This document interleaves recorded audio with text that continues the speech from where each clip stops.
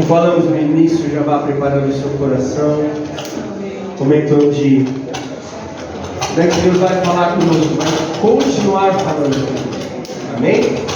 Continua falando conosco. Glória a Deus. Vamos orar mais uma vez? Pai, nós clamamos e pedimos agora. O Senhor veio usar a vida do pastor Edgar mais uma vez. Amém. Poderosamente. Aleluia. Deus, que tudo aquilo que o Senhor já falou ao seu coração, eu tenho certeza que tem falado durante a semana inteira, já tem ministrado. Pai, que isso possa ser derramado sobre a tua igreja que somos nós agora, em nome de Jesus. Em nome de Jesus. Que isso venha ficar cravado em nossas mentes e corações, para que possamos te servir de uma maneira melhor. Amém. Por isso, nos leve ao profundo da tua palavra. Aleluia, Deus. Usando o teu servo para a tua honra e para a tua glória. Amém. Em nome de Jesus. Amém. Amém. Amém. Graça e paz, amados. Amém. Que bom que voltamos à casa do Senhor. Você está preparado para ouvir o que Deus tem para falar para você agora? Amém. É impressionante como Deus tem falado comigo ao longo de toda a semana. É impressionante, porque muitas vezes nós relevamos, nós olhamos para Deus de uma forma de não compreendê-lo. E isso é ruim. Porque se eu não consigo compreender Deus da forma como Ele se revela na sua palavra, eu não vou conseguir viver como Ele quer que eu viva. Amém? Amém. Glória a Deus. Como eu sempre tenho problema com tecnologia, puxa aqui para mim, embaixo, e me coloca aqui em 100% e você me devolve. Se der para fazer, né? Mas como eu sou um cara muito prevenido, eu não tenho que fazer minha colinha. Tecnologia sempre dá problema, tá? Mas, e às vezes eu vejo que é o inimigo tentar tirar a nossa atenção. Preste muita atenção no que Deus vai falar. Eu meditei durante muitos dias sobre isso, para chegar nada mais. Isso, prontinho, como é bom ter um filho inteligente.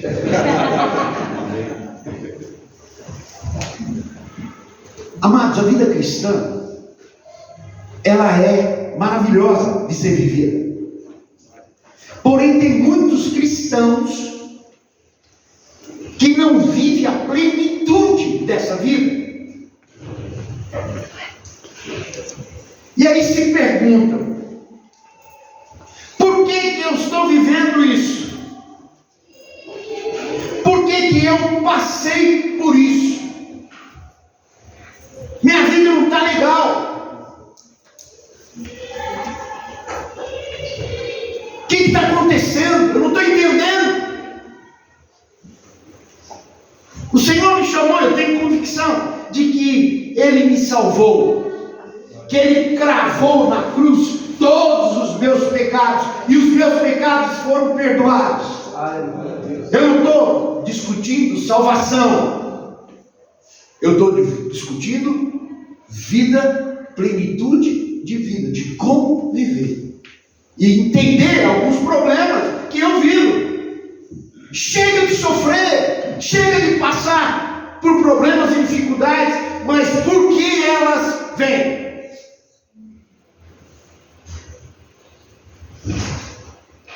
Nós vamos estudar hoje sobre um tema bastante prático e bastante explícito na Bíblia. E eu estou dizendo aqui que o texto do estudo da manhã é leis implícitas de Deus. Ô, pastor, o que é esse negócio de leis implícitas de Deus? São leis que não estão claras,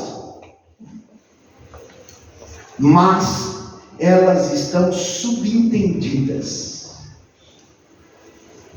A lei que é clara está determinada. Êxodo capítulo 20. Ou não? Mas ali era olho por olho, dente por dente. O negócio no Antigo Testamento era mais bravo. Pois eu digo para você que no Novo Testamento era pior. Se você tem o interesse em se aprofundar nas coisas de Deus, que é o que rege a tua vida no dia a dia, vem no culto de quarta-feira. Nós estamos estudando Hebreus, um dos livros mais ricos da Bíblia e do Novo Testamento. Ele é tão rico que não tem quem defina quem é o seu autor. Nós vamos estudar até o final do ano, possivelmente, o livro de Hebreus. Tamanha riqueza no culto de quarta-feira. Venha aprender. Eu estou para dizer que o autor é Jesus. Amém. Através do Espírito Santo, com certeza. Mas a profundidade de Hebreus é tremenda. Ele já começa glorificando a Jesus, a Ele, toda da forma como Ele foi feito. Irmãos, venha estudar. E se você não estuda, você passa por situações que você não entende. E hoje nós vamos entender. Claramente nós vamos entender porque passamos por problema e dificuldade. E não põe a culpa em Deus. Não põe a culpa em Deus. Porque existem leis implícitas. Nem tudo Deus colocou na palavra. Porque senão a compilação da palavra seria astronômica. Com 66 livros ninguém lê. Ele resumiu as partes importantes e deu 66 livros, 39 no Novo e 27 no 39 no Antigo e 27 no Novo. E mesmo assim ninguém lê. O povo que chama, o povo que é escolhido, a igreja que ele separou não lê. Imagina se ele pegasse todas as leis e colocasse. Só para um requinte de informação, nos últimos livros do Evangelho de João, está escrito que Jesus realizou muitos outros milagres. E se todos eles fossem escritos um por um, não haveria livros no mundo suficiente para escrever tudo que Jesus fez. Eu estou falando no período do ministério de Jesus, de 3 anos. Portanto, tem algumas leis implícitas que nós vamos estudar. E Deus me chamou a atenção para estudar e explicar para vocês dessas leis implícitas e o que elas causam. Abra Gálatas 6. Gálatas 6. Nós não estamos levando em consideração salvação. Todos, um dia, fomos perdoados dos nossos pecados. Amém? Amém. Abertura do culto. Está claro em Colossenses capítulo 2, que nós lemos que Ele, por amor, na cruz, pagou por todos os nossos pecados. Eu e você não tínhamos condições nenhuma de pagar. E ali na cruz, Tetelestai, Ele nos deu a salvação eterna. Glória a Deus. Glória a Deus, não? Aleluia. Mas vamos estudar algumas coisas. Gálatas foi uma das primeiras cartas que surgiu no Novo Testamento. E a profundidade dela é tremenda. E no capítulo 6, Gálatas 6, versos de 1 a 10, me traz à luz daquilo que nós vamos estudar no Antigo Testamento e algumas situações. Paulo escrevendo aos irmãos da Galácia, ele diz assim, versículo 1: Irmãos, se alguém for surpreendido em algum pecado, Vocês que são espirituais deverão restaurá-lo, descer a borracha nele.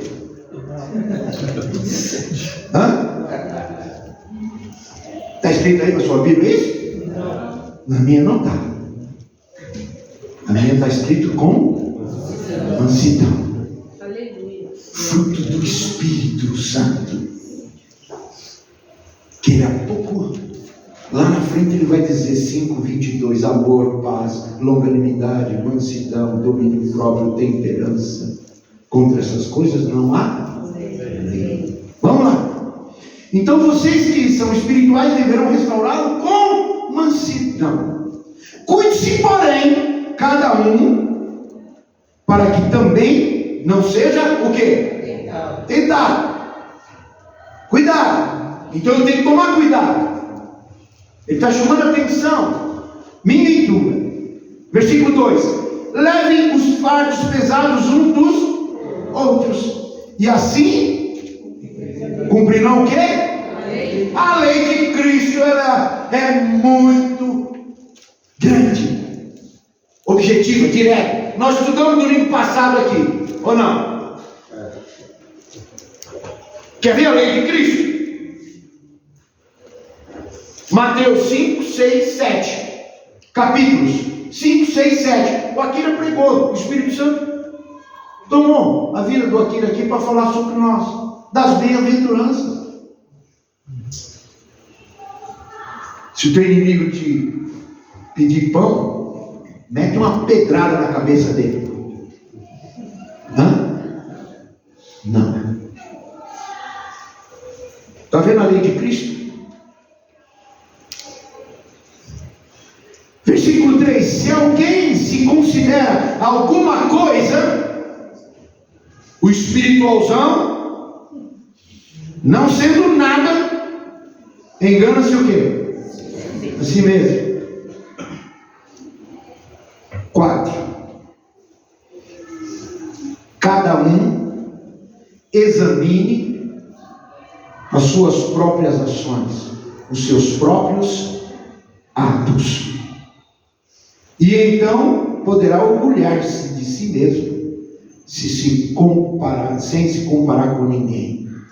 Pois cada um deverá levar a sua própria o quê? Vida individual. Deus deu uma vida para cada um cuidar da dele próprio, não dos outros. Amém? Amém. O que está sendo instruído na palavra, partilhe todas as coisas boas com quem o instrui. Olha o versículo 7, que é a chave do estudo dessa manhã. Não se deixe enganar. De Deus o quê? Não se zomba. Pois o que o homem semear, isso ele vai colher.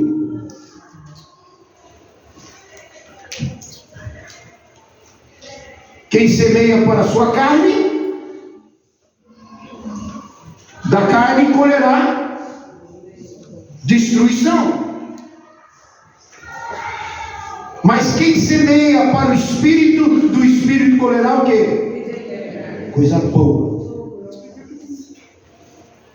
Quem dá vazão à carne, para agir segundo a carne, diz esse texto, que vai ter problemas, ruína, destruição.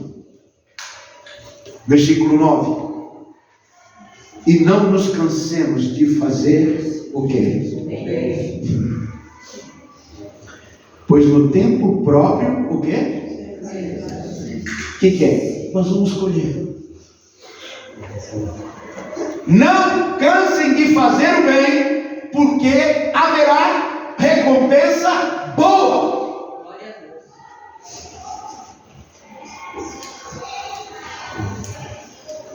Se não desanimarmos.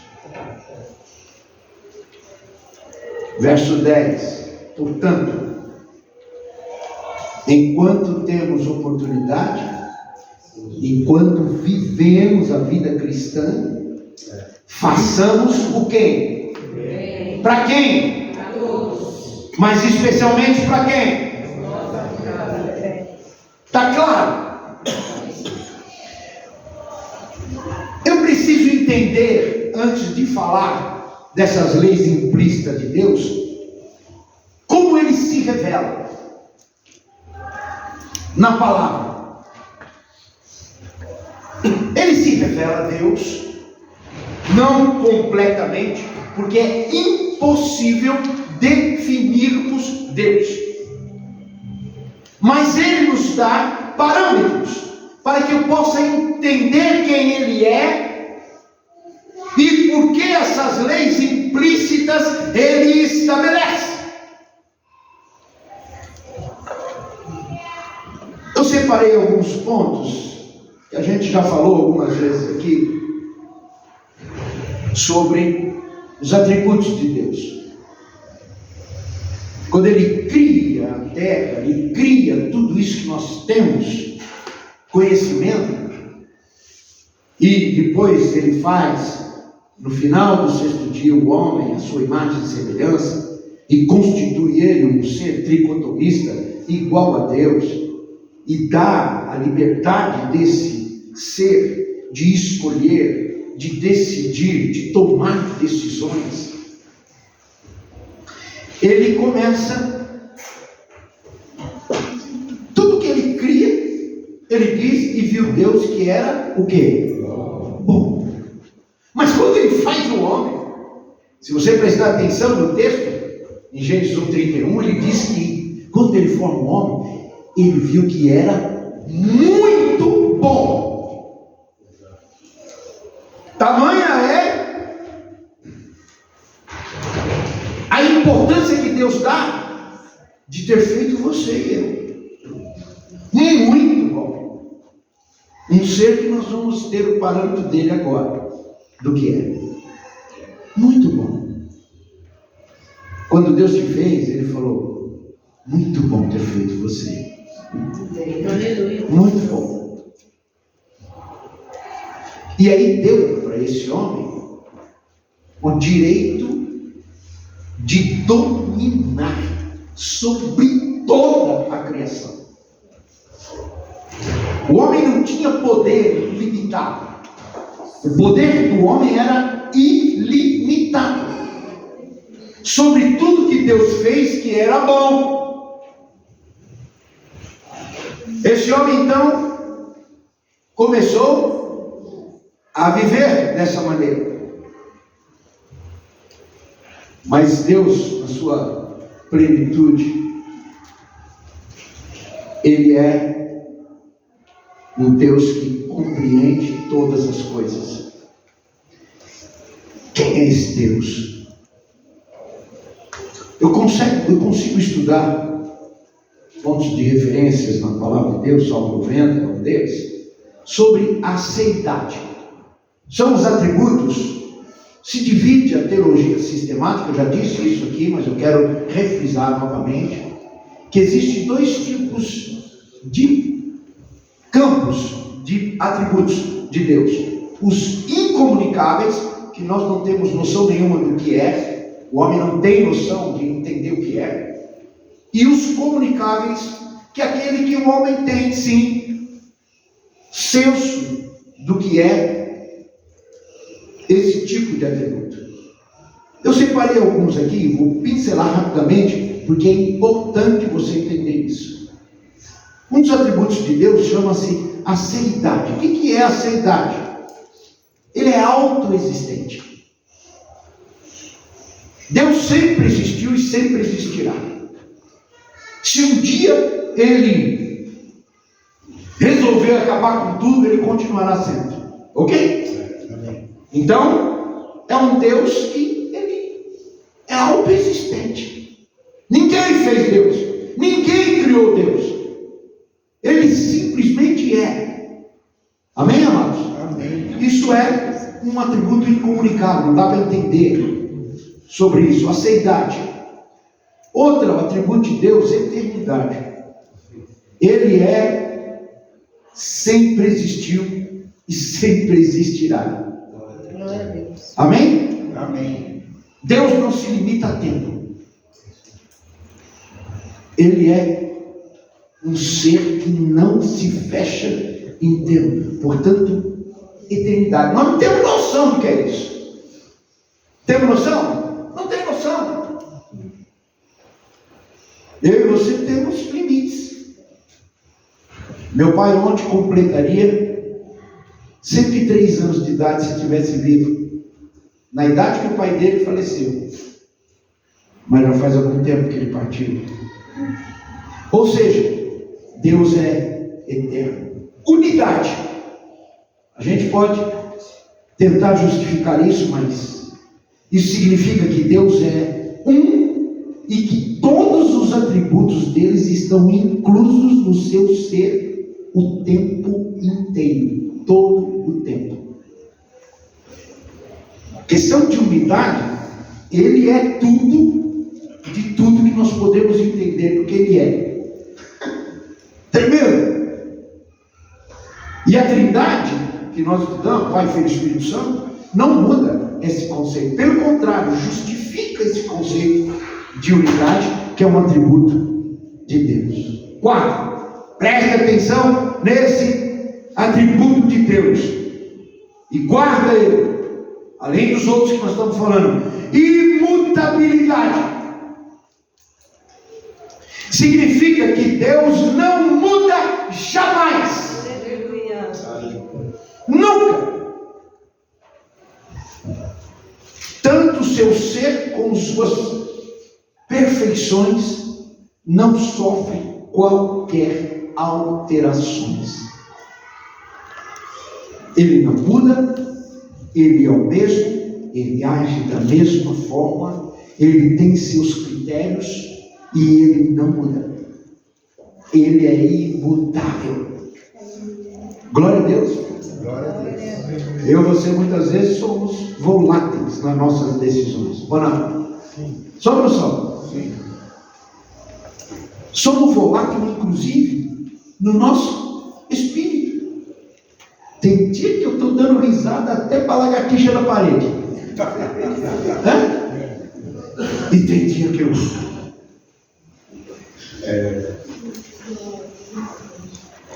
Da mesma forma, quando eu estou alegre, daqui a pouco eu estou triste. Deus tem um equilíbrio perfeito por causa da grandiosidade do ser dele. Ele é imutável. Sereno, tranquilo, poderoso. Guarda. Infinitude. Ele se relaciona com a questão da eternidade. Ele quase se mescla. Mas o que significa isso, pastor? Que Deus é infinito no seu ser e não sofre qualquer tipo de limitação. Ele é infinito. Aí, os que mais nós conhecemos, ele é onipresente. Ele está em todos os lugares, em forma e espaço. Aleluia. Ele é onipresente, ele está em tudo. Ele está no macro, ele está no micro e no nano, que você e eu nem enxergamos, que somente por telescópio. Mas ele consegue enxergar a célula do núcleo do átomo. Ele criou. Glória a Deus. E ele tem capacidade de estar lá, se ele quiser. Glória a Deus. Onipresença. Onipotência significa que Deus possui todo o poder. Isto é, seu poder é infinito e ilimitado. Aleluia. Tudo que você possa imaginar, Deus pode. Não existe no vocabulário do ser da existência dele a palavra impossível. Tem algumas coisas que ele pode fazer, mas não vai fazer. Uma delas é pecar. Jamais Deus vai fazer isso. Glória a Deus. Glória a Deus. Segunda, Deus não erra. Jamais Ele vai errar. Ele pode errar, mas não vai. Deu para entender, não? Sim. Deu ou não deu? Sim. Então, Ele tem onipotência. Tudo Ele pode fazer e é ilimitado o seu poder. Oitava, onisciência. Deus sabe e conhece todas as coisas de modo completo e absoluto. Deus não conhece relativamente ou parcialmente. Não, tudo Ele sabe. Amado, Ele conhece a tua mente mais do que você vê. Ele sabe o que vai na sua mente, no seu coração, a intenção do seu coração e aquilo que você vai pensar na semana que vem. E a palavra que vai sair da sua boca amanhã, quando você levantar, Ele sabe. Ele sabe tudo que vai passar com você. Ele sabe porque você veio aqui nessa manhã. Ele sabe todas as coisas. E Ele sabe porque Ele colocou no meu coração esse estudo durante todos esses dias para estar falando com você. Ele sabe tudo. E Ele sabe por que você precisa ouvir esse estudo. Portanto, Ele é onisciente, absoluto. Glória a Deus. Ele sabe todas as coisas. E Ele se subdivide em bilhões de pessoas, ou de posição. Por isso que Jesus fala sem medo no último livro, no último versículo do livro de Mateus, do Evangelho de Mateus. Eis que estou convosco todos os dias, até a consumação dos séculos. Aleluia. Como é que Jesus pode afirmar estar comigo, com você, todos os dias? Porque Ele é onipresente. Temos 7 bilhões de pessoas, agora é 8, né? No mundo. É isso? 7 ou 8? 8 bilhões de pessoas. Não sei quantos minutos você vai demorar para contar de 1 a 8 bi. Mas ele pode se dividir em 30 bi, 1 trilhão de partes. E ainda sobra parte para ele se dividir. Glória a Deus. Isso é onisciência. Ele sabe absolutamente tudo. Queridos, soberania. Deus é soberano. O que significa esse atributo? Que Deus controla todas as coisas, pois Ele é próprio e soberano e supremo sobre tudo e sobre todos. Ele faz o que quer, como quer, na hora que quer, do jeito que Ele quer, no tempo dele. E Ele faz exatamente isso porque Ele é soberano. Não existe relatividade na soberania de Deus. Ela é absoluta. Glória a Deus. Isso são os atributos que eu citei, são 9, que é incomunicável. Deu para entender, não? A gente não tem noção do que é isso. A gente estuda e cada um deles tem textos bíblicos. Eu só não citei aqui, mas se você puder, depois eu te dou os textos que justificam essa identificação que ele coloca na sua lei explícita sobre os atributos comunicáveis, incomunicáveis. E os comunicáveis? Oh, Deus é amor. A própria Bíblia fala que Ele é. Ok? Ele mesmo. Aí é declarado. Lá em 1 João, capítulo 4, versículo 8, você vai dizer que fala que Deus é amor. É a base da concepção de Deus. A essência dele como um todo é o amor. Amém, amados? Amém. E eu e você temos senso disso. Não é? Eu amo demais a Estela me ama. Eu tenho senso disso. Eu amo vocês. Ok? Então a gente tem esse aspecto de comunicabilidade desse atributo. O outro atributo que eu separei, colocar os dois juntos. Deus é justiça. Ele é justo. Só que tem um detalhe: ele é pleno em justiça. Ele é perfeito na justiça. Não existe falhas na justiça de Deus. Significa que ele é justo e reto. Retidão. Ele é implacável na sua justiça. E são dois atributos, os dois primeiros que eu escolhi, amor e justiça, que são bem equilibrados. Ora Deus aplica 100% do seu amor, ora Deus aplica 100% da sua justiça. Olha o tamanho desse Deus. Glória a Deus. Bondade é um atributo que eu sei. Às vezes eu me comporto de uma forma boa. Bondade para uma pessoa. O Senhor tem isso aqui tremendo. Esse atributo está diretamente ligado ao atributo do amor, enfatizando a benevolência de Deus para com as suas criaturas. Não só com os seus filhos, mas com todas as suas coisas. Mateus capítulo 5 fala sobre como ele alimenta as aves do céu. Não planta, não colhe, mas o Senhor as alimenta. Então nós temos isso também em nós. Outra coisa é que Deus é misericordioso. Misericórdia, um atributo de Deus, é o 13º que eu coloquei aqui. Ele é misericordioso. E esse atributo está ligado ao amor. Diz a palavra de Deus em Miqueias capítulo 13 que ele tem prazer na misericórdia. Ele ama a misericórdia, para que realmente ele possa desenvolver a essência que ele é, que é o amor, compaixão, piedade. Tudo isso está ligado dentro deste atributo misericórdia.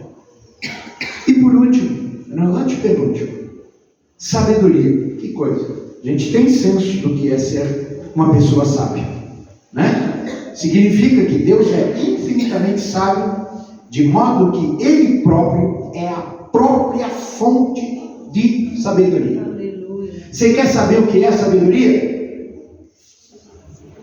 Estude Provérbios, capítulo 1, 2, 3, 4 e 5. Os 5 primeiros capítulos de Provérbios, ali você vai encontrar e você vai entender que uma das coisas que Deus criou, uma das primeiras coisas que Deus criou na sua autoexistência foi a sabedoria.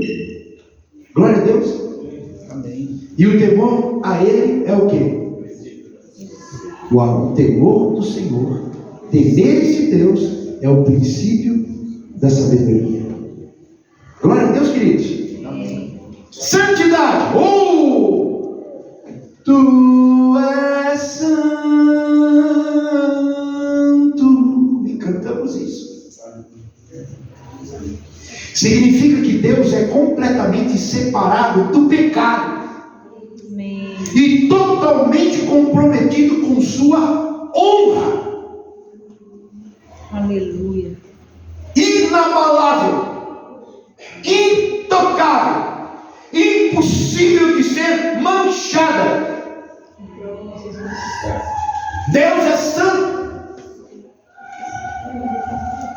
E aí eu venho lá em 1 Coríntios capítulo 11, versículo 1, aonde o Espírito Santo usa um certo homem maravilhoso chamado Paulo, que diz para servos e serem meus imitadores, assim como eu sou de Cristo. Olha que autoridade Paulo tinha.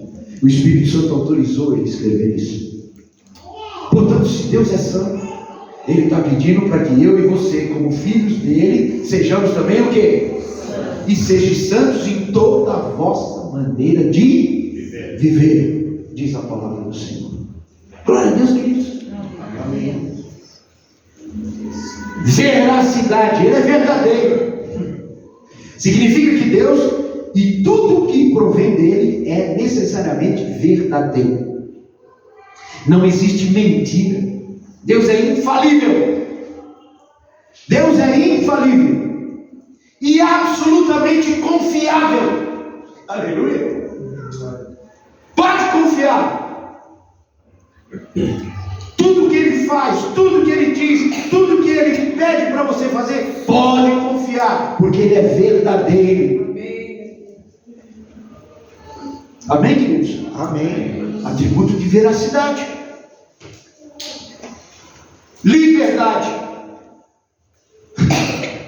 Significa que Deus não precisa de nada nem de ninguém para fazer o que Ele quer.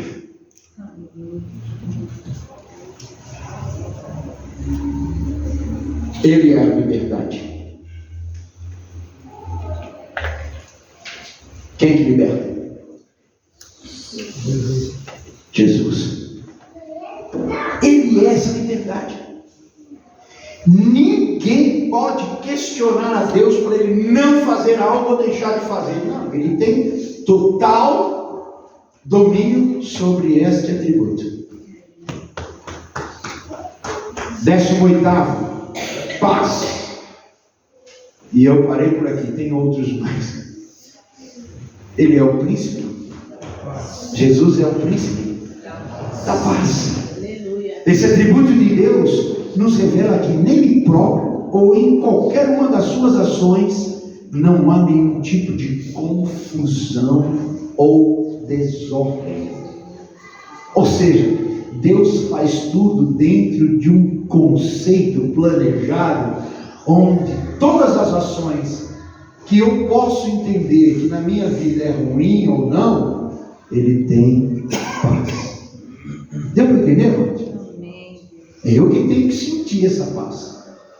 É eu que tenho que estar ligado com Ele para que esse atributo de Deus possa invadir o meu coração, para que eu possa ter o quê? Paz. Você está com dúvida de fazer alguma coisa na sua vida? Fechar um negócio, fechar um contrato, tomar uma decisão, o que fazer ou o que fazer?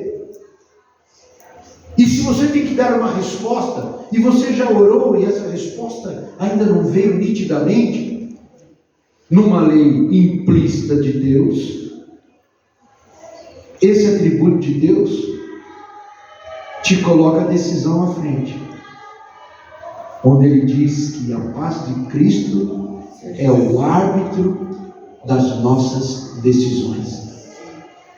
Se você tiver que fazer algo, fechar alguma coisa, e aquilo não está te dando paz, não feche. Você tem que tomar uma decisão, e aquilo está te incomodando, não está legal, e você está ligado com Deus, não tome a decisão que você tem que tomar. Amém? Amém. Esse é um atributo tremendo. Mas então por que eu falei dessas características onde Deus se mostra, se auto-revela em nós? Ele é muito mais do que tudo isso, tá, irmãos? Se você somar esses 18 atributos que nós sumarizamos aqui agora, ele é muito maior do que isso, mas muito. E quando nós estivermos na glória, fala, olha, tudo aquilo que nós estudamos é muito mais. Amém? E esse Deus, tamanha essência, tamanho gigantismo em seu ser, ele cria um homem segundo a sua imagem, segundo a sua semelhança. E ele colocou regras para que esse homem pudesse então viver. Regras que eu e temos que eu e você temos que prestar atenção. Porque ele nos deu algo de muita responsabilidade. Livre-arbítrio. Se ele tivesse nos feito a sua imagem e semelhança e não nos desse por livre-arbítrio, nós seríamos como androides. Tudo robozinho, ok? Todo mundo fazendo tudo que a mente quer, tudo centralizado, na hora, fazendo corretamente. não tomava decisões. Quem manda era o quê? Uma mente central. Não, mas quando ele dá o livre-arbítrio, ele dá o quê? Uma responsabilidade para mim e para você. O que significa o livre-arbítrio? É o poder de tomar decisões. Eu tenho de Deus esse poder de tomar decisões. E esse poder, tomar a decisão de fazer o que eu quiser fazer, na minha tomada de decisão, muitas vezes me atrapalha. Algumas leis estão definidas. Essas leis definidas nós lemos na palavra de Deus. Ok?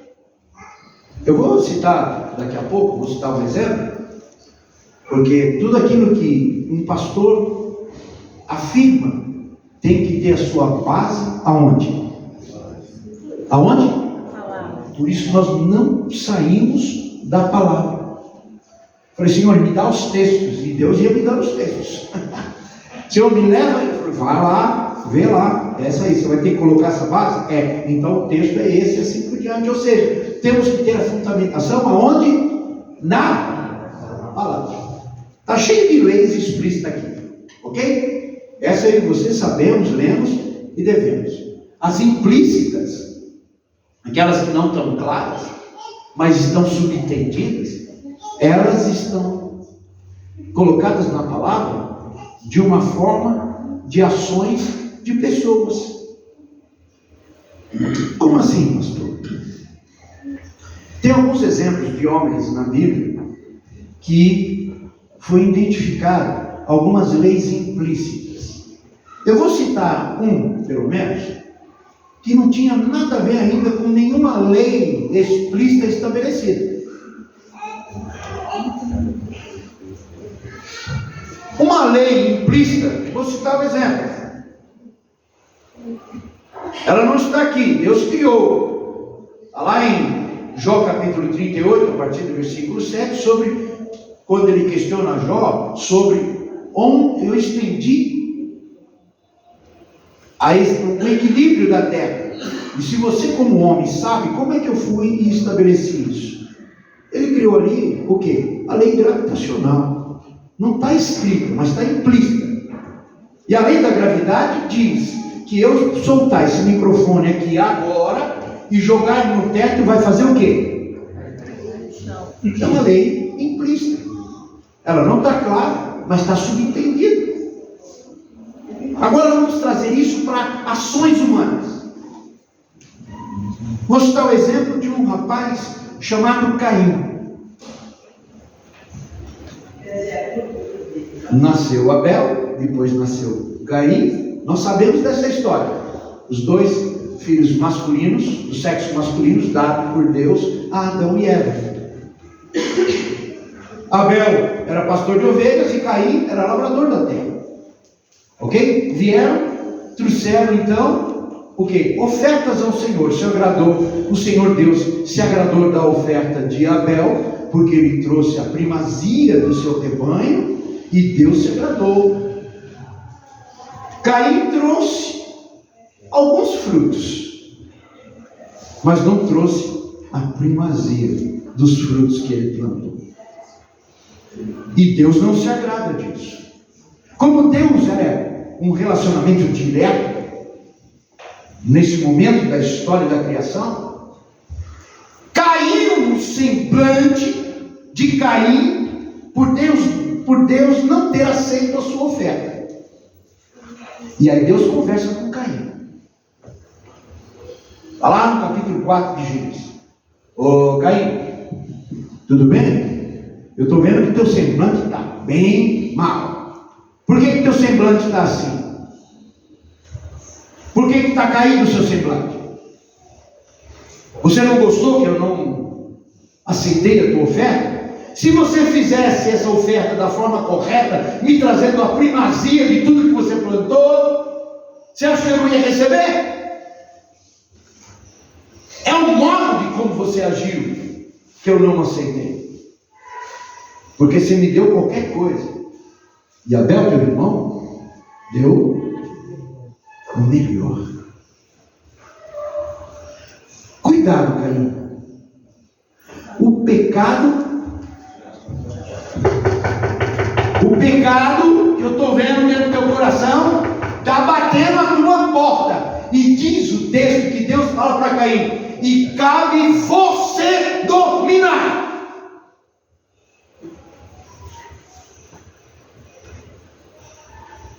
Ele saiu da presença de Deus, chamou o irmão dele para o campo e matou o irmão dele de ódio. Caim, fala a Deus: onde está o teu irmão? Sou eu lá, guardador do meu irmão? Sei lá onde ele está. É porque o sangue dele está clamando a mim. Por que você fez isso? Olha, eu te dei o dom para você plantar e colher os melhores frutos. A partir de agora, tudo que você plantar não vai dar nada. Se você plantar alguma coisa, não vai nascer nada. E mais, vou colocar um sinal em você. Mas, Senhor, e você vai se tornar um andante por essa vida toda. Você vai ser um ébrio aí, andando para lá e para cá. Ah, mas Senhor, eu vou ser andante nessa terra, eu não vou poder plantar e nada que eu colocar de semente vai nascer. Senhor, o que é isso aí? É isso aí. Eu vou colocar um sinal em você. E todo aquele que matar Caim terá penalidade de 7 vezes mais do que a penalidade que eu dei para você. Leis implícitas de Deus. Tudo que o homem fizer, isso ele vai colher. Gálatas 6. Aí nós estamos estudando no Antigo Testamento, uma lei implícita de Deus, e lá no Novo Testamento, Deus usando no primeiro evangelho escrito que chegou para o homem, ele determina lá no capítulo 6 de Gálatas: olha, cuide. Vamos lá ver o texto lá, abre aí, vamos ver o texto. Vê lá. E nós lemos, versículo 7. Não se deixe enganar. De Deus não se zomba. Tudo que o homem plantar, isso ele vai colher. Deu para entender isso, irmãos? Amém. Deu ou não deu? Vamos para o segundo personagem, que a gente vai acabar esse estudo com o terceiro personagem. Agora eu vou falar que diz a Bíblia que ele era o homem mais manso da terra. Esse homem, ele foi escolhido por Deus, porque Deus tinha dado a promessa a Abraão, que daria a Abraão uma terra que manasse leite e mel. Mas o povo estava lá, foi para o Egito com 76 pessoas, cresceu, chegou em quase 2.400.000 pessoas, e durante 400 anos cresceram os hebreus no Egito, e eles eram escravos. Aí Deus falou: vou escolher um homem, ele vai ter um coração manso, e eu vou preparar esse homem. O nome dele era Moisés. Toda a história nós sabemos. No Nilo, no cestinho, foi lá para dentro do palácio.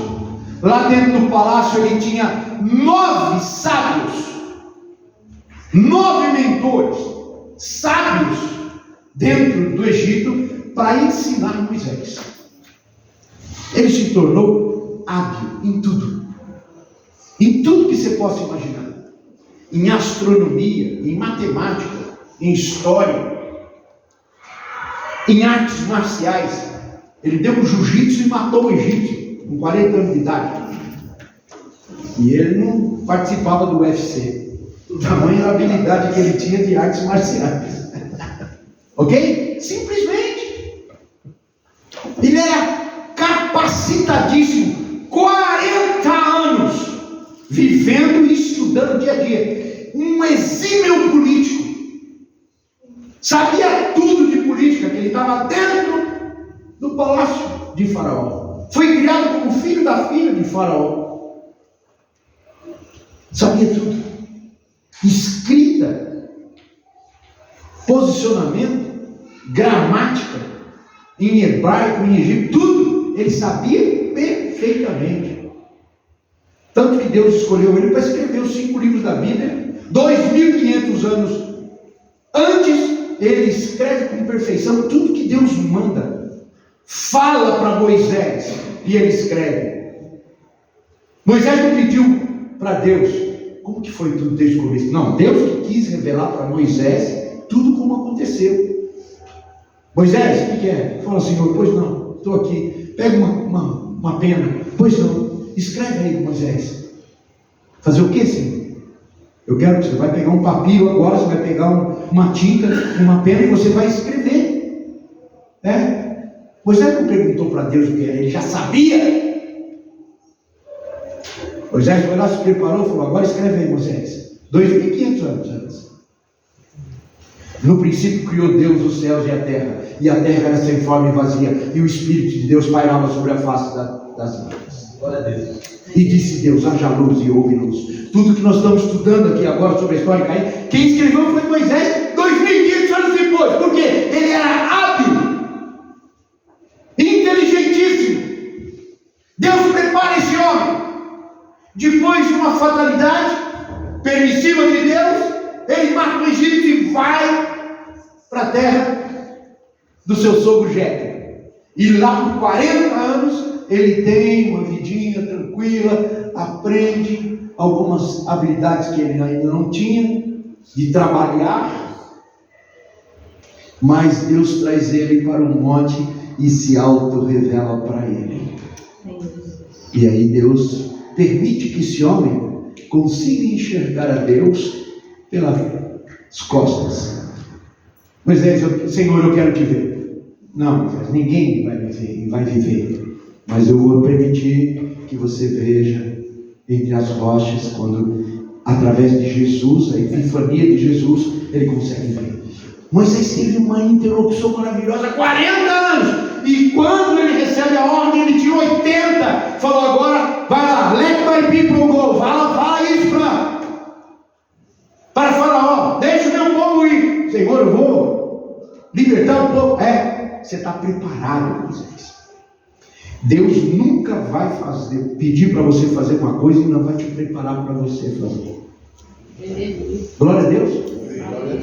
Sempre Deus vai te capacitar, no limite, em tudo que você precisa, para que execute aquilo que Ele quer que você faça. E nós conhecemos a história. Deus tira de uma forma poderosa, com as 10 pragas, e aí tira o povo do Egito, ele vai embora, e começa então a vagar por esse deserto todo, e Moisés com eles. Num dia, o povo ficou reclamando, porque o povo era ingrato. E Deus se aborreceu desse povo. Vamos morrer de sede. Lá no Egito tinha água, tinha tudo para nós aqui, morre de sede. Senhor, o que eu faço com esse povo? Moisés, está vendo o que você tem na mão? Cajado. Bate na rocha ali. Tá bom, Senhor. Bateu na rocha e a água saiu. Amém? Amém. Primeira vez. Só que tinha as águas de Meribá. Um outro momento, um outro evento, onde o povo estava muito desgastando a paciência de Deus e de Moisés. E aí, o que acontece? Senhor, esse povo, o que eu faço, Senhor? Estão reclamando, não tem água de novo. Moisés, o que você tem na mão aí? Um cajado. Isso eu faço questão de você acompanhar aí. Está lá em Números capítulo 20. Abra sua Bíblia aí. Em Números capítulo 20.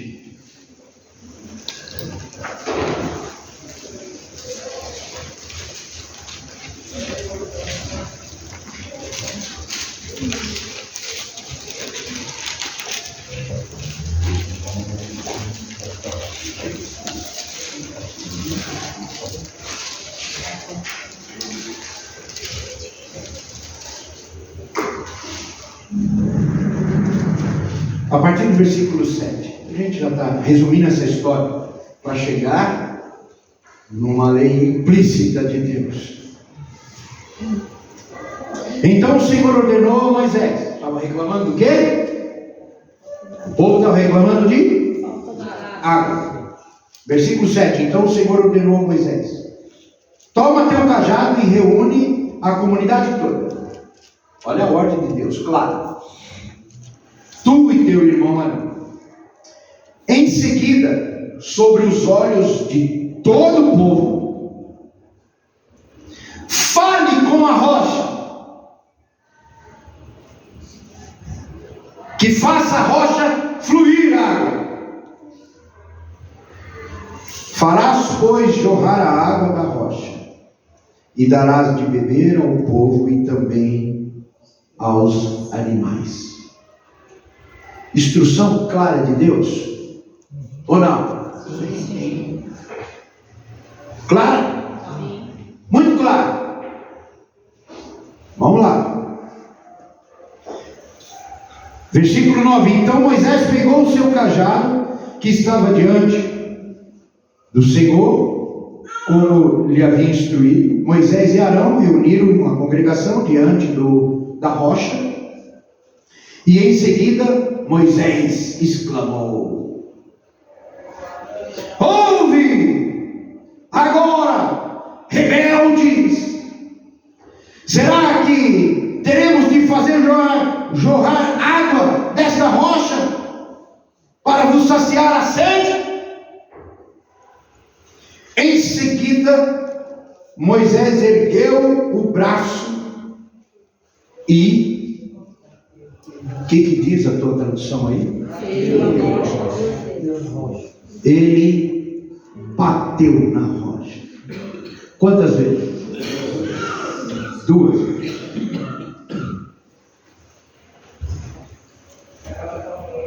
A água saiu? Muita. Saiu muita água.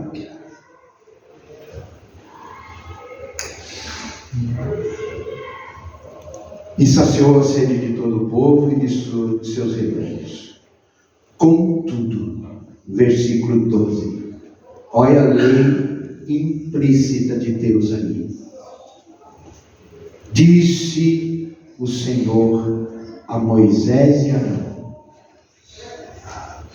visto que não confiaste suficientemente na minha pessoa, de modo a honrar a minha santidade, a palavra à vista dos filhos de Israel, não vou permitir, não fareis que vocês entrem com este povo na terra que mana leite e mel. O homem mais manso, que diz a Bíblia que estava na época sobre a terra, imediatamente Deus colocou uma lei em quê? Implícita. Ato contínuo ao ato. Moisés, eu te preparei 120 anos. Que o povo ficou 40 no deserto, com 80 que Moisés tinha chegado diante de Faraó. Com 40 ele sai do Egito, 40 com o Senhor no monte, volta, e agora 40 com o povo no deserto, e quase no finalzinho dessa jornada, águas de Meribá, e ele estava lá, Moisés, 120 anos de preparo, legislador, sacerdote. Você não vai entrar na terra. Como é que é? Você está brincando? Moisés, depois, lá em Deuteronômio, ele pede para Deus reconsiderar isso de novo. Senhor, faz isso não, Senhor. Cheguei até aqui, tudo bem. Não fale comigo sobre esse assunto. Deus disse para Moisés: chama Josué e dá instruções para ele. Mas Senhor, Moisés não entra nesse assunto. Você me desonrou. 120 anos atuando firme com Deus, uma lei implícita de Deus, fez com que Moisés não entrasse na terra que ele a vida inteira viveu para fazer. O objetivo dele. 2 personagens nós estudamos. Vamos estudar mais um? E esse um, irmãos, é impressionante o que diz a Bíblia sobre ele. O que diz a Bíblia sobre ele. Nós vamos falar sobre o rei Davi. Em 2 atos da vida de Davi. 2 atos da vida de Davi. Quando Davi é escolhido rei no lugar de Saul, Deus diz que ele ia escolher um homem segundo o seu coração. Não era qualquer homem que ele escolheria, era um homem que estava segundo o coração de Deus. Davi tinha essa posição dentro do coração de Deus, porque Deus conhecia Davi, o mais novo de todos os seus irmãos, e nós conhecemos a história. O primeiro ato, o primeiro caso, aonde a gente viu a ação, uma lei implícita de Deus em ação. Davi tinha conquistado 42 cidades. Davi era um guerreiro, era um rei vencedor, onde Deus estava com ele em todas as batalhas. Davi era tremendo, ele ia nas batalhas, junto com o seu exército, e ele vai conquistando tudo, pelo poder de quem? De Deus. Pelo livramento de quem? De Deus. Chegou um momento de tanta conquista, que ele chega para o seu general Joabe. Joabe, o que é? Satanás colocou isso, diz o texto. Tá? Se você quiser acompanhar, é importante que você acompanhe esse texto aí que eu anotei aqui. Está lá em 1 Crônicas, capítulo 21, versículo 1. Presta bem atenção. Que muitas vezes os nossos atos e as nossas atitudes são induzidas pelo inimigo, porque ele sabe que existem essas leis implícitas e ele vai provocar no teu coração algo para você agir baseado no livre-arbítrio que Deus te deu, para que você tome uma decisão errada, contrária à vontade de Deus. 1 Crônicas 21, 1. Diz assim o texto: Satanás levantou-se contra quem? Contra o povo. Ele odiava o povo de Israel. E levou Davi a fazer o quê? O que é recenseamento? Contagem do povo. Joabe falou assim: o rei, puxa, o que acontece? Joabe, conte o povo, quero saber. Enfim, resumindo a história, Joabe, diz o texto aí embaixo, você lê depois com mais calma, que ele contou homens hábeis para a guerra, 1.100.000 soldados. É o que eles tinham, 1.100.000 soldados. Desses 1.100.000, 470.000 era da tribo de Judá e Benjamim. Os levitas não foram contados. Glória a Deus. Deus se agradou disso? Não? Hã? Deus se agradou disso? Por quê? Davi, até agora eu estou te dando todas as vitórias. Foi eu que dei. Sou eu quem dou todas as vitórias. Sou eu que estou indo contigo. Sou eu que te dou a força. Sou eu que faço tudo. Versículo 9. 1 Crônica 21. O Senhor disse a Gade, era um profeta. Aí na tua tradução, muitos têm vivente, né? É um conselheiro de Davi. Vá dizer a Davi: Davi, assim diz o Senhor, estou lhe dando 3 opções. Eu não gostei da tua atitude. Escolha uma delas, Davi, e eu a executarei contra você. Então Gade foi a Davi e disse: assim diz o Senhor, escolha 3 anos de fome,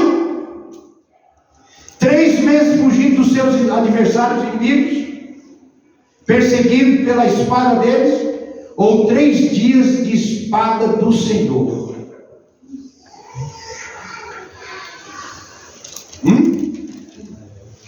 Isto é, 3 dias de praga que eu mandarei no meio do povo, por tua causa, Davi. Você não é o rei deles? Como anjo do Senhor assolando todas as regiões de Israel. Isso que vai acontecer. Decida agora como devo responder àqueles que enviam.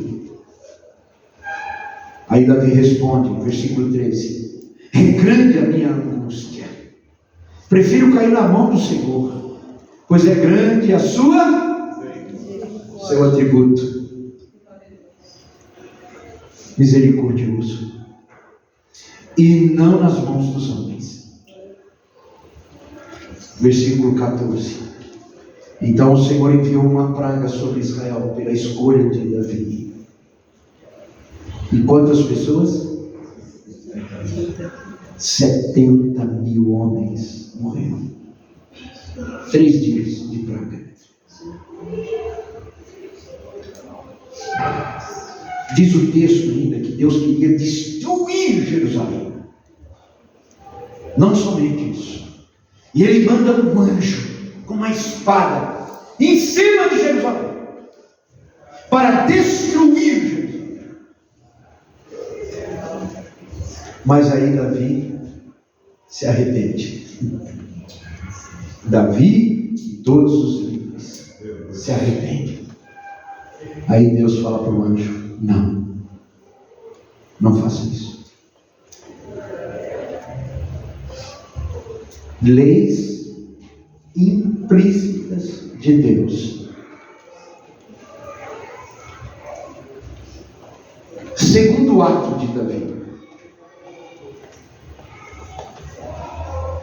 Amados, é impressionante como Deus age. Lá em 2 Samuel é um trecho,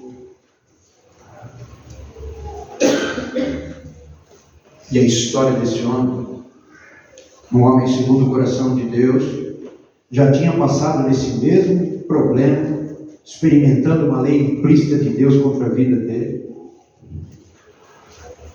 Aí ele vai, estava tranquilo, ele não tinha o que fazer. Joabe com o seu exército estava lá guerreando, e ele no palácio.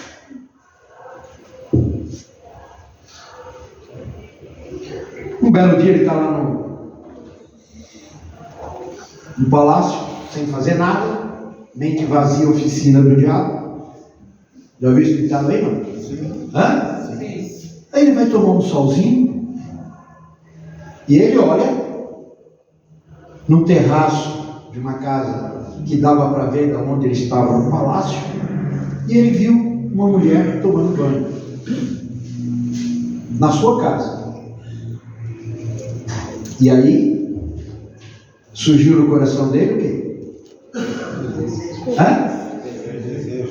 Desejo da carne.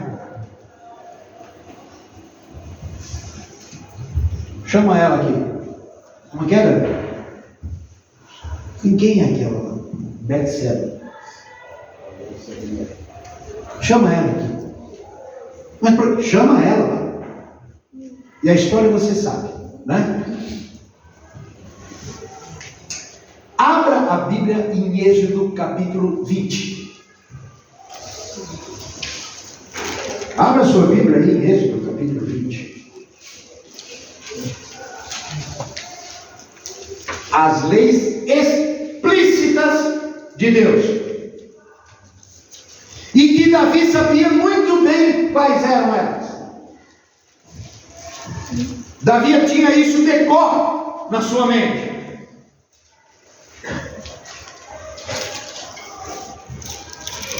Do versículo 1 até o versículo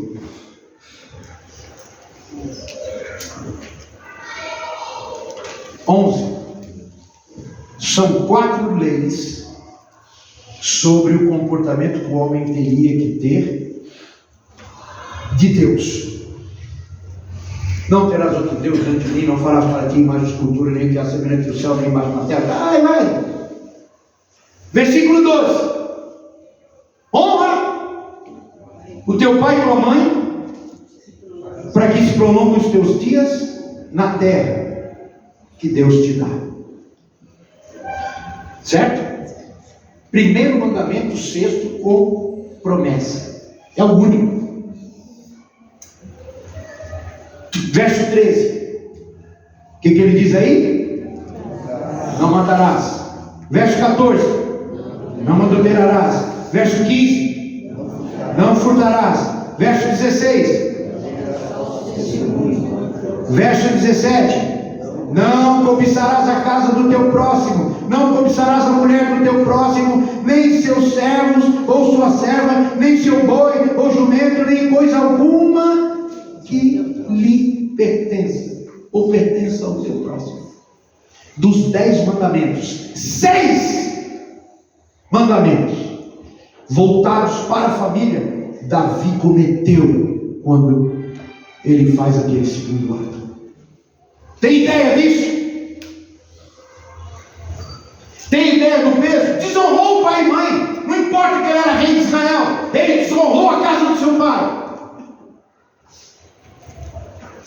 E adultério era para ser o quê? Morto. Quando aquela mulher é pega em adultério, leva para Jesus e fala para ele o quê? O que nós devemos fazer com ela? Apedrejar. Desonrou o pai e mãe, mesmo depois de rei de Israel, soberano rei de Israel. E aí ele adultera, ele mata, porque mandou Urias lá na linha de frente de batalha.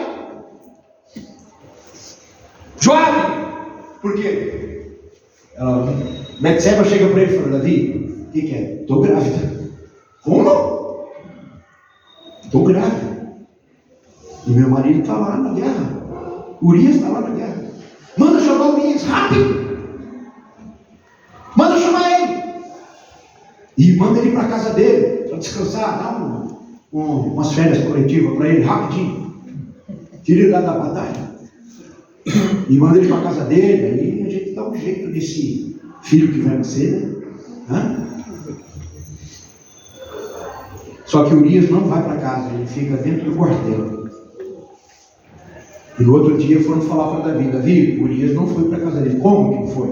Não, ele falou que jamais poderia ir para a casa dele, desfrutar com a esposa dele de algum momento de felicidade, sabendo que os soldados estão na guerra lá, e ele não faria isso. Ele dormiu no quartel. Como? Manda ele de volta para Joabe. E manda Joabe colocar ele lá na linha de frente para ser morto. E aí eu dou um jeitinho, né? Tomo Betseba como esposa, está tudo certo. E aí a gente dá um jeito de tentar amenizar a situação. Só que tinha um Deus que contemplou tudo e estabeleceu leis implícitas para Davi. Eu não sei se você suportaria essas leis que Deus deu para Davi. Vamos acompanhar o texto? Então Natan disse a Davi: você é esse homem. Ou seja, vou te contar a história de 1 Samuel. O que diz ali? Natan chega para Davi e fala assim: Davi, tinha um homem rico e um homem pobre. O homem rico tinha muita coisa, tinha rebanhos, tinha bens. Mas o homem pobre, Davi, tinha uma cordeirinha, uma única cordeirinha que ele criava como os seus filhos, comia com ele, dormia no colinho dele. E o homem rico um dia recebeu uma visita, e ao invés de ele pegar uma cordeiro lá do seu rebanho para dar um jantar de recepção, ele simplesmente, Davi, pegou a cordeirinha daquele homem pobre e a matou. Era a única que ele tinha. O que eu faço? Esse homem é digno de morrer, Natan. Profeta Natan. É mesmo? E ele tem que pagar 4 vezes mais o valor da cordeira. Onde se viu? Que absurdo! Presta atenção no texto.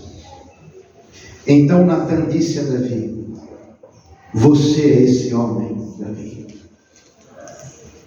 Assim diz o Senhor, Deus de Israel: eu ungi rei de Israel e livrei-o das mãos de Saul. Dei-lhe a casa e as mulheres do seu senhor. Todas as concubinas de Saul foram de propriedade de Davi. Davi não tinha somente uma, tinha várias mulheres. Dei-lhe a nação de Israel e Judá, Davi. E se tudo isso não fosse suficiente, Davi, eu lhe teria dado muito mais ainda. Porque você desprezou a palavra do Senhor, os mandamentos, fazendo o que ele reprova. Você matou Urias, o hitita, com a espada dos amonitas e ficou com a mulher dele, Davi. Isso o profeta usado por Deus falando para ele. Olha a lei implícita que Deus deu para Davi. Por isso, Davi, a espada nunca se afastará da sua família. Pois você me desprezou e tomou a mulher de Urias, o hitita, para ser sua mulher. Você roubou a mulher dele. Assim diz o Senhor: da sua própria família trarei desgraça sobre você. Tomarei as suas mulheres diante dos seus próprios olhos e as darei a outro, e ele se deitará com elas em plena luz de dia. Sabe o que aconteceu? Absalão roubou, tomou o trono de Davi. E Aitoel era um conselheiro, aconselhou a Absalão, seu filho, que construísse uma tenda no palácio, e chamou todas as concubinas do palácio de Davi e manteve relações sexuais na frente de todo o povo com todas elas.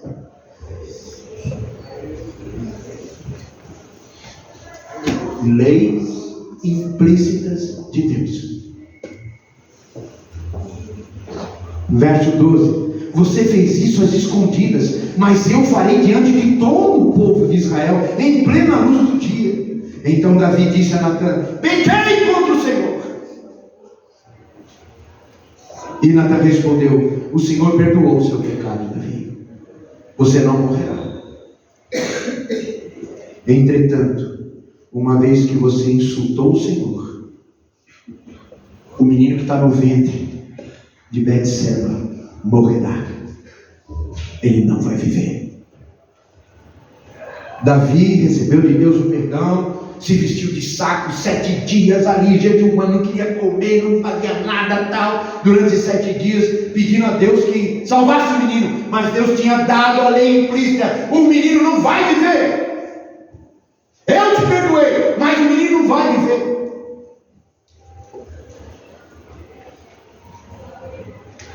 Depois de 7 dias o menino faleceu. E toda a história do rei Davi nós sabemos. Absalão era um filho, tinha uma irmã Tamar. Aminon era o outro irmão, e se apaixonou pela irmã. Chama a irmã, 1 Samuel capítulo 17. Chama a irmã, se apropria dela, força ela, tem relações sexuais com ela, e todo mundo fica sabendo. Absalão, que era irmão de Tamar, ficou sabendo, matou o irmão Absalão. A espada não saiu da casa de Davi. Leis implícitas de Deus. Irmãos, se você ler o Salmo 32, Davi ficou, depois que ele pecou contra o Senhor, tendo cometido 6 pecados dos mandamentos que Deus colocou para que o povo pudesse obedecer, ficou 1 ano sem escrever um salmo, sem cantar, sem salmodiar. 1 ano!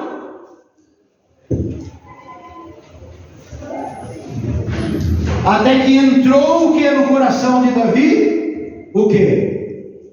O arrependimento. Aí tem um salmo maravilhoso que eu até coloquei aqui para encerrar. Tem 2 aplicaçõezinhas só, irmãos. Eu vou fazer no final. Eu poderia parar agora, mas não vou parar, porque a conclusão que Deus deu em tudo isso que nós estudamos é o primordial desse estudo de hoje. Davi chega para no Salmo 51, diz assim: tem misericórdia de mim, ó Deus, por teu amor e por tua grande compaixão, apaga as minhas transgressões, lava-me de toda a minha culpa e purifica-me do meu pecado, pois eu mesmo reconheço as minhas transgressões e o meu pecado sempre me persegue. Contra ti, só contra ti pequei e fiz o que tu reprovas, de modo que justa é a tua sentença e tens razão em condenar-me. Justa são as tuas leis implícitas e suas leis, as suas sentenças contra mim. São justas. Sei que sou pecador desde que nasci. Sim, desde que me conheceu minha mãe. Sei que desejas a verdade no íntimo e no coração. Me ensinas a sabedoria. Purifica-me como esopo e ficarei puro. Lava-me e mais branco do que a neve eu serei. Faz-me ouvir o novo júbilo da alegria, e os ossos que esmagam se exaltarão. Porque lá no Salmo 32, ele fala que quando ele pecado estava, os ossos dele começou a dilacerar. E aí ele escreve todo esse salmo. E aí há o que? O arrependimento de tudo que Davi fez. E aí Deus perdoa Davi. Só que as leis implícitas de Deus dadas para ele, todos cumpriram. Amém? Pastor, qual é a conclusão e a aplicação de tudo isso que o senhor falou? 2 simples frases. Arrependa-se de suas ações erradas, pedindo perdão a Deus e a sua misericórdia, para poder suportar as consequências dos seus erros. Tudo que o homem plantar, isso ele vai colher. Eu não estou falando de salvação. Salvação todos temos. Davi foi perdoado? Foi. Deixou de pagar? Não.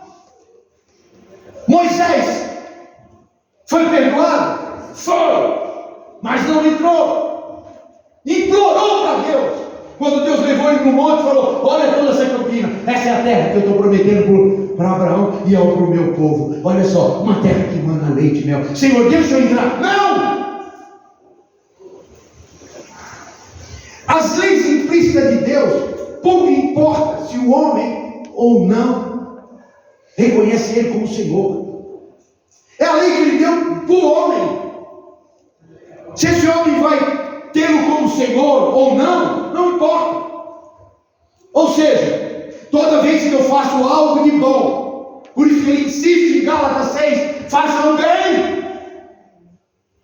As bem-aventuranças de Mateus capítulo 5 estão lá. Bem-aventurados os puros de coração, bem-aventurados os misericordiosos.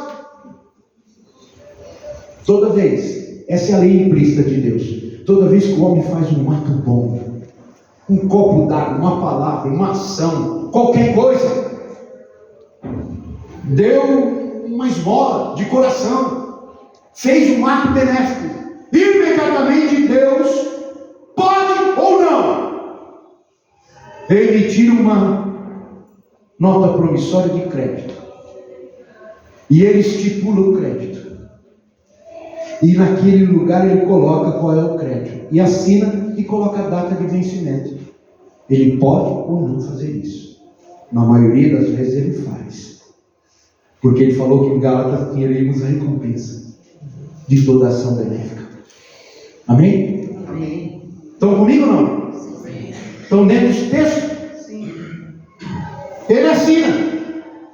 Se rei da terra não revoga, muito menos ele. Naquele dia, não importa o estado da vida daquela pessoa, se está dando ou não está dando, se está fazendo a coisa certa, ele vai receber aquele crédito. Bom, porém, quando essa pessoa fez algum ato mal, seja qual for, traiu uma mulher, traiu um amigo, adulterou, foi infiel, mentiu, falou mal de uma pessoa que não deve nada, por inveja. A inveja é uma desgraça, é um sentimento podre que nasce no coração de Satanás. Até hoje ele atua e ele leva o homem até esse sentimento, querer usurpar o trono de Deus. E muitas vezes, por inveja, a pessoa faz coisas erradas, deseja mal ao próximo, não perdoa, faz o ato errado e não perdoa, mente, rouba, subtrai aquilo que pertence ao outro.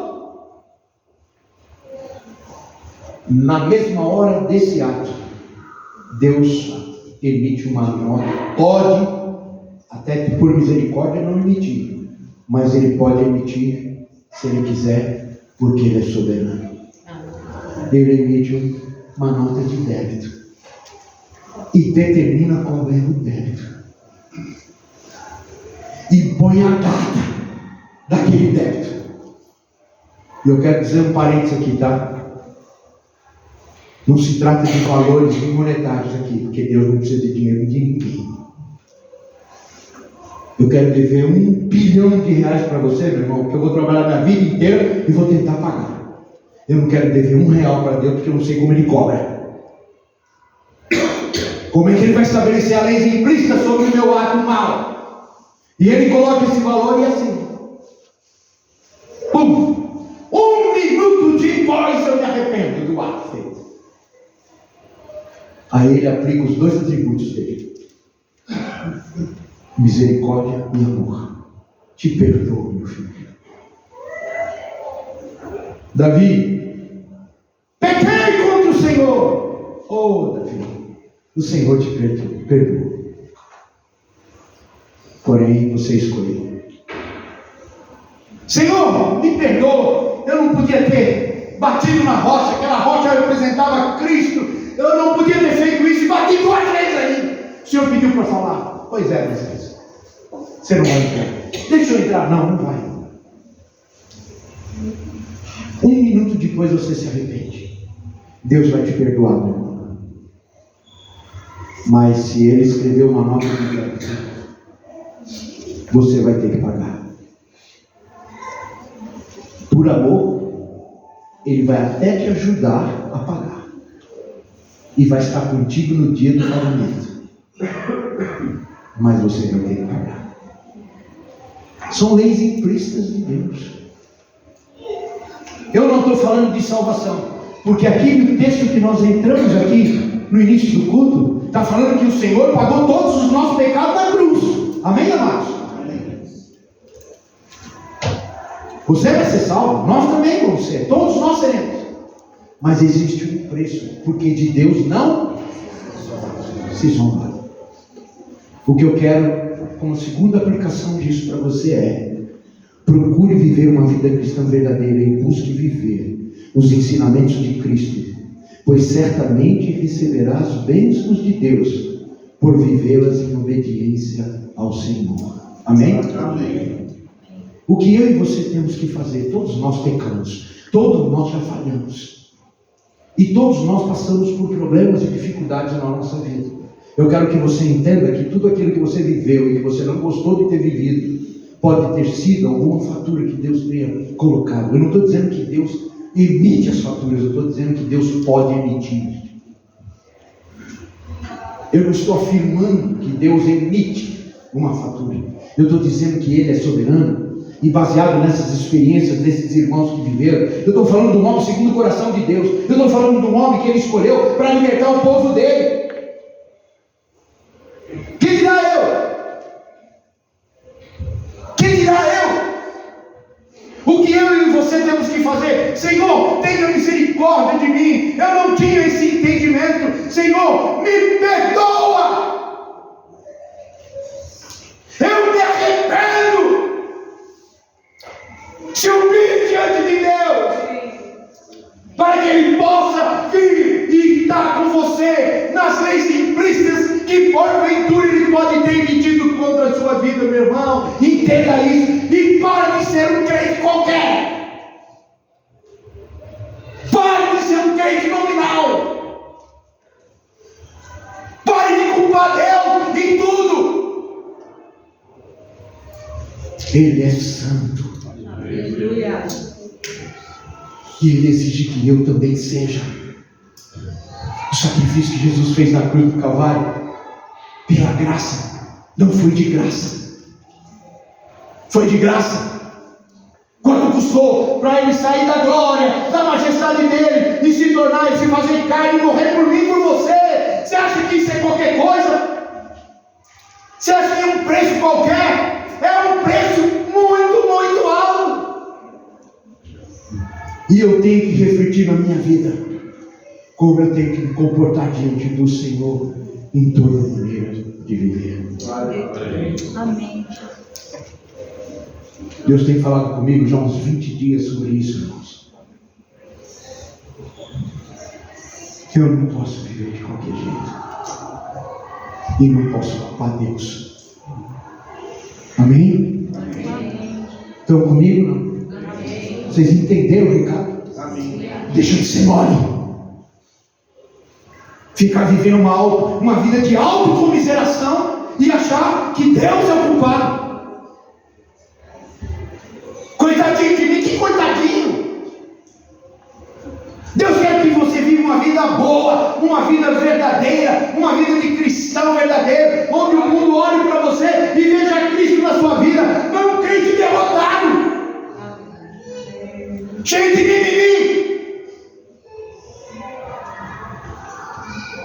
Quando as pessoas olharem para você e falarem, ali vai um verdadeiro cristão, ali vai uma verdadeira cristã, ali vai um verdadeiro homem de Deus, uma mulher de Deus.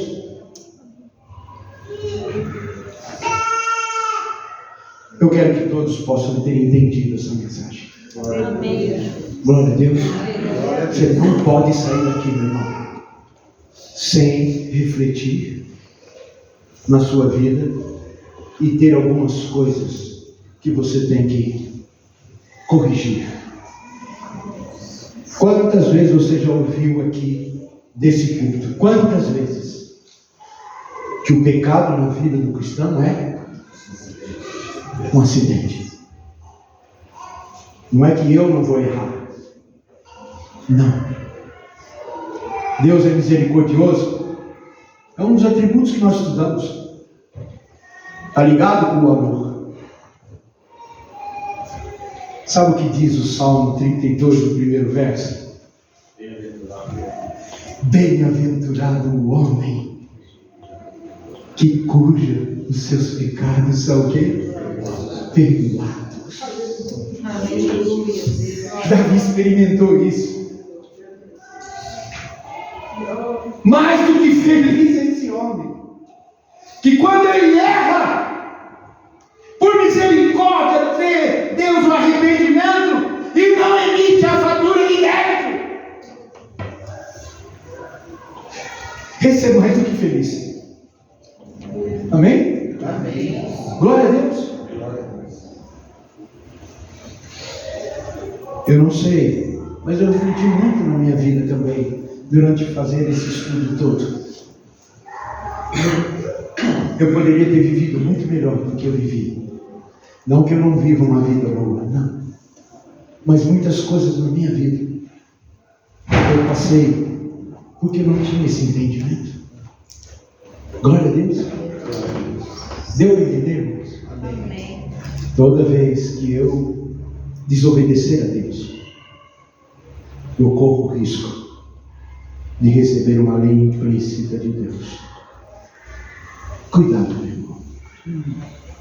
Amém? Amém. Glória a Deus. Nós vamos participar da ceia do Senhor. Me chama o pastor Tiago. Quem tem ouvidos para ouvir, ouça.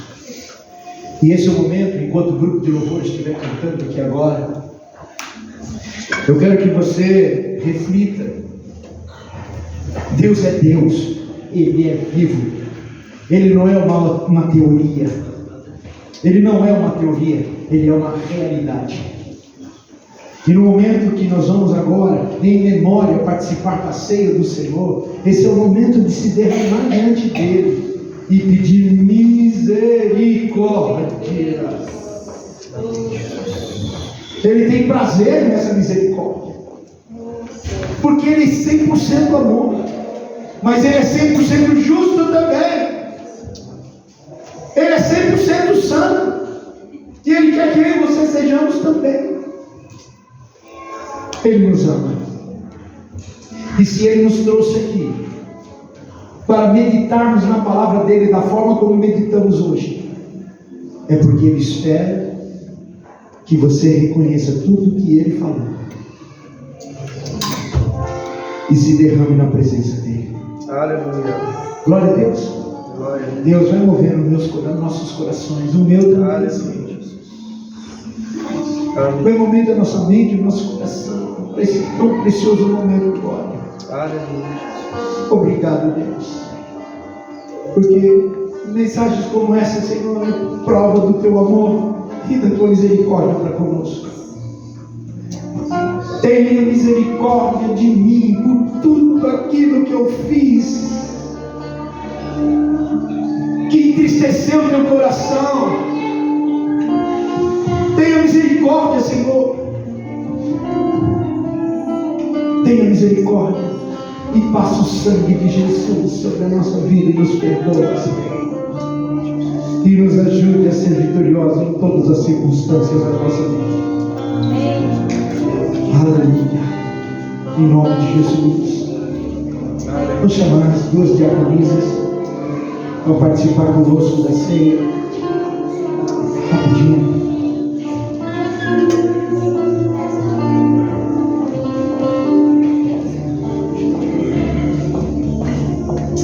Glória a Deus.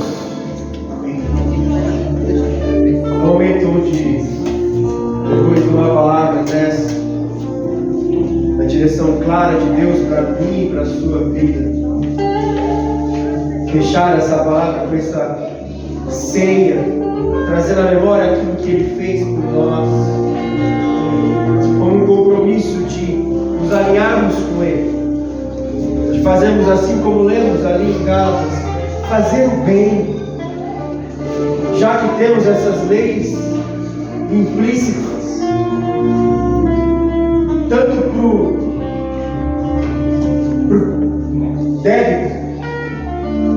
Deus dá realmente essa questão de as consequências dos nossos erros, mas também Ele fala muito sobre as consequências boas dos nossos acertos, e o incentivo do texto é buscar o bem. E agora a gente tem essa oportunidade de reconhecer sim nossas falhas, examinar, como diz as Escrituras, nós vamos ler, mas principalmente que temos o compromisso de buscarmos e fazermos o bem a partir de agora. Amém? Aleluia. Glória a Deus. Glória a Deus.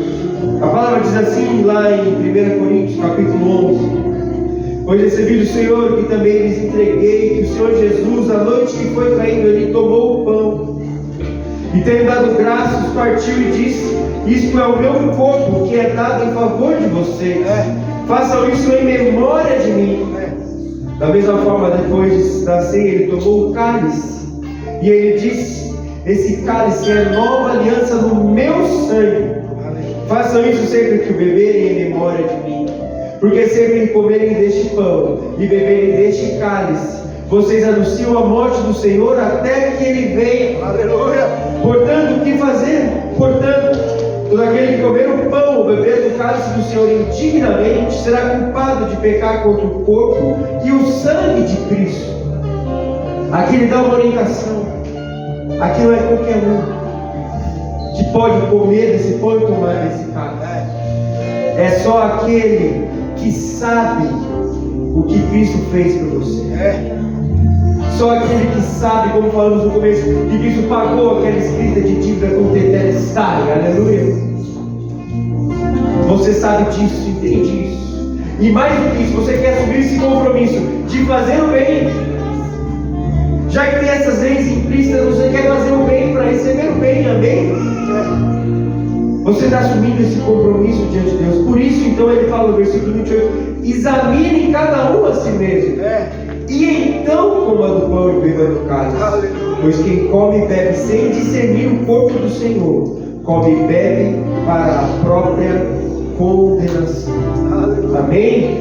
Então, agora vamos orar pelos elementos. E enquanto cantamos, você vem aqui, é o tempo de você estar meditando e você está orando, examinando, fazendo o que Deus está falando. Examine a sua vida. Vê quais são as decisões que você tem tomado que são boas, e vê aquelas que são ruins, e peça perdão a Deus. Amém? Aleluia. Mas não deixe de tomar, porque Ele fala para examinar e tomar. Se você examinou e entende que o Senhor fez isso por você, derramou o sangue dele, sofreu naquela cruz por você, você pode tomar. Mas fazer esse compromisso, Senhor, a partir de agora eu quero deixar aquilo que não é bom. E quero fazer aquilo que te agrade. Quero me empenhar, quero aprofundar o meu relacionamento contigo. Amém? É o tempo de exame. E depois de uma palavra dessa que Deus trouxe, examine o quanto que você tem feito para o Senhor. O quanto dessas leis implícitas vão gerar coisas boas para você. Aleluia. Glória a Deus. Vamos orar. Pai, nós colocamos diante de Ti esses elementos. Nós sabemos que aqui não passa de um pão e de um suco de uva. Sim, Deus tem. Mas, Pai, o que cada um desses elementos representa, aí sim há poder. Porque ele representa o sangue do seu Filho Jesus. Esse sangue dessa nova aliança que o Senhor fez. E o pão representa o teu corpo ali esmagado e moído no nosso lugar. A tua morte substitutiva era para nós estarmos ali. Nós reconhecemos isso e trazemos agora à memória isso que o Senhor fez por nós. E se o Senhor fez por nós, é porque o Senhor tem algo para nós. Sim, Deus. Por isso agora eu peço que o Senhor venha falar no nosso coração. Que possamos exaltar o teu nome acima de todas as coisas. Fale conosco nesse momento de exame, para que possamos sim no final ceiar juntos, mas assumindo mais um compromisso contigo. É o que nós oramos em nome de Jesus. Amém. Glória a Deus. Enquanto cantamos.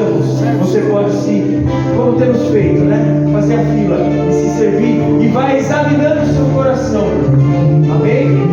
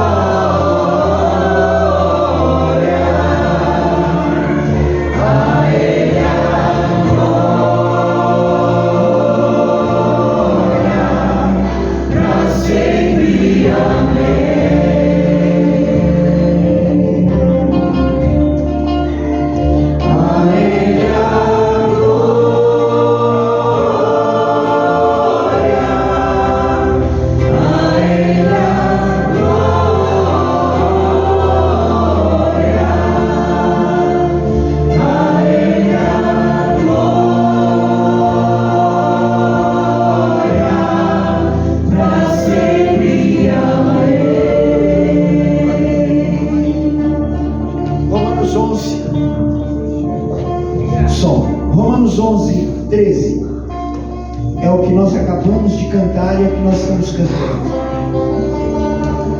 Ó profundidade da riqueza, da sabedoria e do conhecimento de Deus, é o que nós aprendemos hoje. Quão insondáveis são os seus juízos, e quão inescrutáveis, impossíveis de entender os seus caminhos. A Ele a glória. Foi isso que nós cantamos e foi isso que o Espírito Santo falou conosco hoje. Romanos 11:33. Que profundidade é essa sabedoria do Senhor? Glorificado Glorificado seja o nome Aleluia. do Senhor. Amém. Vai examinando, querido, o seu coração. Aleluia. Oh, Jesus. Vai examinando. Vai falando com Deus. Louvado seja o Possibilidade de nome. você servir ao Senhor, reafirmar o seu compromisso com o Senhor, Aleluia. servi-lo fazendo o bem, já cientes dessas leis implícitas do Senhor. Assuma esse compromisso de fazer o bem, de fazer aquilo que agrada o Senhor. Por gratidão, como vimos no início, por gratidão a Ele. Assuma esse compromisso. Aleluia. Diante do Senhor. Aleluia. Todos juntos agora, levante o seu pão. Aleluia. Pai, nós te agradecemos. Sim, Pai. Agradecemos porque o Senhor entregou o seu corpo. Aleluia. O seu corpo para ser moído em nosso lugar. É verdade, Senhor. Pai, que era para estar ali naquela cruz, era eu, Sim, Deus. era cada um de nós aqui. Sim, Deus. É verdade. Mas o Senhor suportou a nossa morte. Deus. Muito obrigado, Senhor. Te O amamos. Senhor suportou, levou sobre si Sim. a consequência do nosso pecado. Sim, Deus. Tem O misericórdia. Senhor levou sobre o seu corpo a nossa morte, Obrigado, Senhor, por isso. para poder oferecer para nós a tua vida. Obrigado por isso, Senhor. Por isso nós somos gratos Sim, Deus. e afirmamos esse compromisso Oh, Deus. com essa ceia, trazendo à nossa memória aquilo que o Senhor fez, de buscarmos fazer o bem, Oh, Deus. colhermos e plantarmos o bem, Oh, Deus. visando a tua glória. Aleluia. Por Aleluia. isso que comamos agora e vamos comer esse pão, selando esse nosso compromisso em nome de Jesus. Aleluia. Amém. Glória a Deus. Levante agora o seu cálice.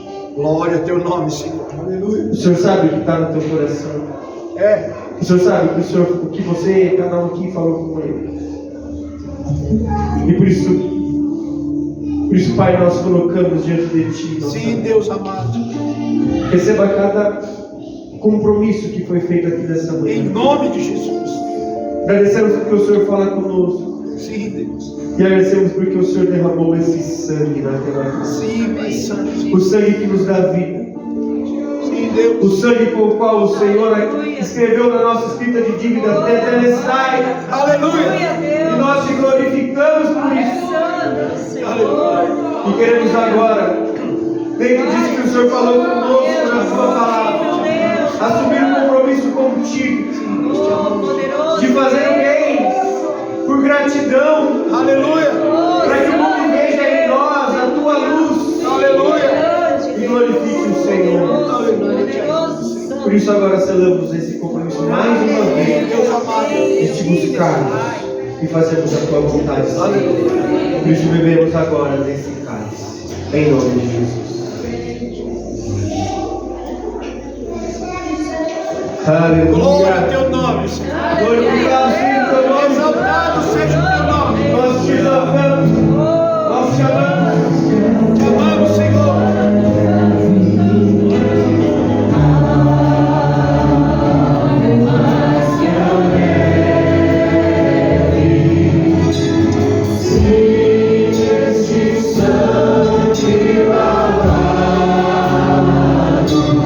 Mas a única é de ser.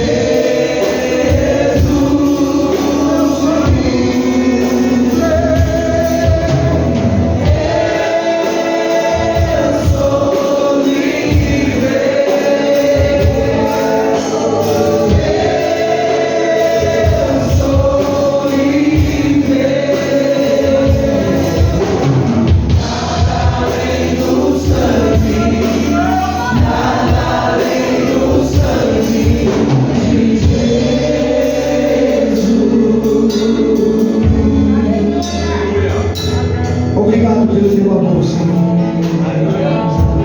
Obrigado pela tua justiça. Obrigado pela tua misericórdia. Obrigado pela tua bondade. Obrigado pela tua onisciência, onipotência, onipresença. Obrigado, obrigado, Senhor. Me ajude a nunca errar contigo, Senhor.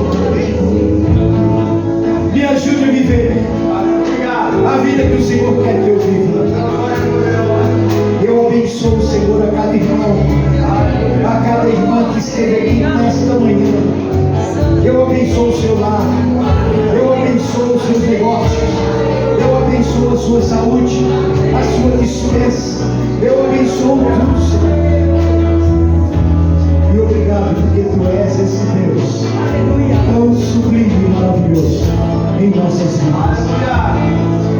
Que o grande amor de Deus Pai, a graça salvadora de Jesus Cristo e as consolações do Espírito Santo de Deus siga com você, meu irmão, siga com você, minha irmã, hoje e até Jesus voltar.